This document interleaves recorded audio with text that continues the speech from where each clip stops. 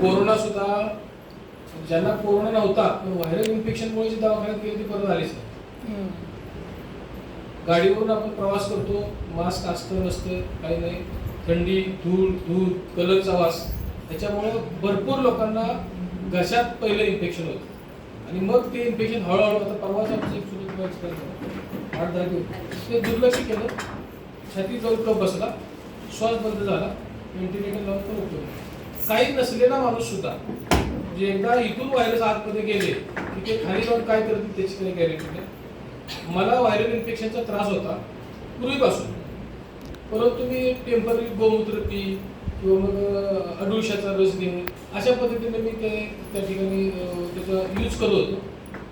त्याचा फरक पडत होता, परंतु थोड्या दिवसांनी पुन्हा प्रॉब्लेम काय होता की या ठिकाणी कशामध्ये जेवताना तिखट आणि तेलकट, जर समजा आता मटण असेल किंवा असा रस्सा आपल्याला प्यायचा आहे, बरोबर इथं गेला की श्वासच बंद, म्हणजे श्वासच बंद, म्हणजे मग तो श्वास परत चालू करायसाठी मला पळत जायला लागायचं, धावत जायला लागायचं, किमान 100-200 मीटर जाईल.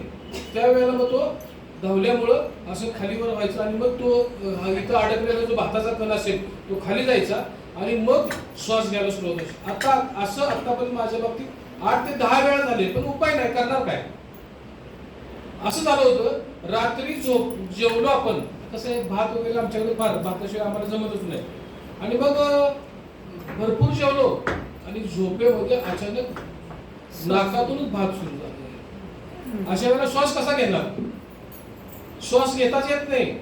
तर मी त्यातल्या त्यात तब्येतीला पहिल्यापासून मजबूत आहे, व्यायाम आहे, घराच्या 45-50 पायऱ्या आहेत आमच्या जिन्याच्या, पहिला दुसरा तिसरा, त्याच्यावरून धावून असं खालीवर गेलो तेव्हा माझा श्वास चालू झाला. पण त्या ठिकाणी जर नॉर्मल माणूस कोण असेल, ताकद कमी असेल त्याची, तर तो 100% आउट होणार. तर हा माझ्या ह्या प्रॉब्लेम वरती अवघ्या 9 दिवसामध्ये रिझल्ट आला. अगदी समाधान आलं.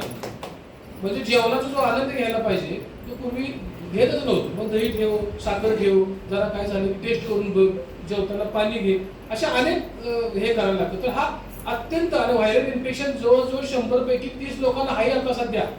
लक्ष देत नाहीत ते. काही लोक तंबाखू खाऊन घालवतात, काही सिगरेट ओढून घालवतात, काही जण दारू पितात त्यासाठी, निव्वळ व्हायरल इन्फेक्शनमुळे दारू पितात काही जण. तर हे सुद्धा आपल्याला समजणं गरजेचं आहे किंवा अशा लोकांना आपण देणं गरजेचं आहे. थँक्यू.